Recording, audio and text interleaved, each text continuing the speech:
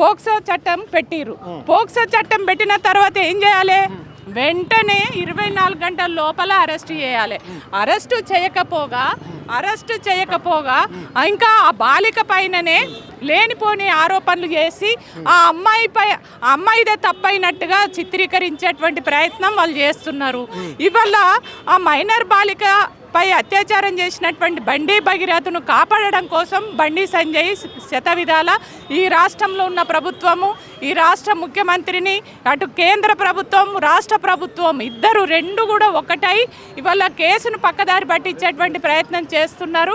కాబట్టి ఇవాళ తక్షణం ఈ బండి సంజయ్ కూడా మొదటి ముద్దాయి అవుతాడు.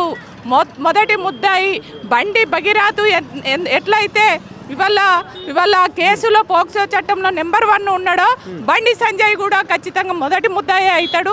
ఆయన కూడా నేరస్తుడే అవుతాడు.